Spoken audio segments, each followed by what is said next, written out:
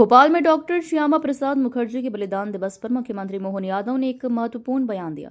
उन्होंने कहा, डॉक्टर श्यामा प्रसाद मुखर्जी के बलिदान दिवस के अवसर पर हम नहीं भूले हैं कि डॉक्टर अंबेडकर ने धारा 370 का विरोध किया था, लेकिन उसके बाद भी संविधान में एक अनुच्छेद बनाकर कांग्रेस ने दबाव से डलवाया था। डॉक्टर मुखर्जी का एक बलिदान इस बात का प्रतीक है कैसे उन्होंने एक देश एक विधान के लिए अपना जीवन न्यौछावर कर दिया। मुख्यमंत्री ने इस बात पर जोर दिया कि कांग्रेस ने कैसे दबाव में आकर संविधान में धारा 370 को शामिल करवाया, जबकि डॉक्टर अंबेडकर इसके विरुद्ध थे। उन्होंने डॉक्टर मुखर्जी के बलिदान को याद करते हुए उनके एक देश एक विधान के स्वप्न को रेखांकित किया। और हम सब ये भी भूले नहीं, डॉक्टर अंबेडकर जी ने धारा 370 का विरोध किया था, लेकिन उसके बाद भी संविधान की एक अनुच्छेद बना करके कांग्रेस ने दबाव से डलवाया था।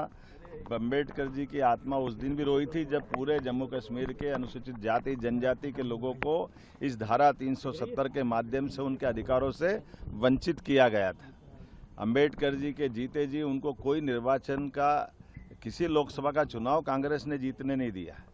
और ये डॉक्टर मुखर्जी जी का बलिदान भी इस बात का एहसास कराता कि उस धारा 370 के कारण से डॉक्टर मुखर्जी जब विरोध करने गए और उनके उस घटनाक्रम में आज तक उनके उस समय हुई एक तरह से उस मर्डर की सच्चाई देश के सामने नहीं आने दी। तो ये तो कांग्रेस का इतिहास है।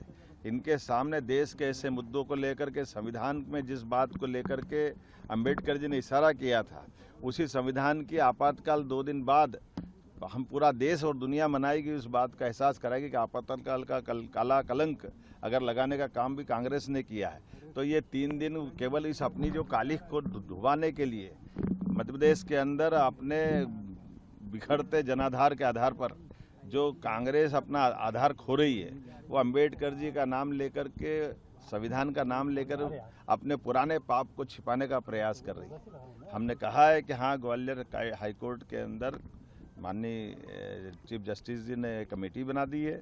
वो कमेटी जो निर्णय करेगी सरकार उनके साथ है। हमने पहले दिन से कहा, हमारी पार्टी ने कहा है, अंबेडकर जी के लिए तो हम जो कर सकते थे। आप कांग्रेस अगर यहाँ ग्वालियर की बात करती तो कांग्रेस बताए कि महू के अंदर वो जन्म स्थान था अंबेडकर जी का, और 55 साल कांग्रेस की सरकार रही, उनके जन्म स्थान पर इनने क्या करके बताया? उनके जन्म स्थान को नकारने का काम किया, उनकी दीक्षा भूमि को बारे में चिंता नहीं की। और तो और अंबेडकर जी का जब शरीर छूट गया तो शरीर छूटने के दिल्ली में छूटे हुए शरीर के बाद भी दाह संस्कार के लिए भी कांग्रेस ने तत्कालीन रूप से मना कर दिया। उनकी पत्नी ने विमान से पार्थिव शरीर को ले जाकर बम्बई में जब दाह कराया तो कांग्रेस के लोगों ने उस विमान का किराया भी, जहाँ जिसमें उनकी बॉडी गई थी, उसका पैसा भी अंबेडकर जी की पत्नी से लिया था। कांग्रेस माफ़ी मांगे इन पापों के आधार पर। कांग्रेस कहाँ जाएगी? कांग्रेस ने तो सदैव अंबेडकर जी का अपमान किया, और सारे हमारे पूरे प्रदेशवासी और देशवासी सभी वर्ग के लोग जानते हैं कि कांग्रेस का नकली आडंबर ये चढ़ने वाला नहीं, चलने वाला नहीं।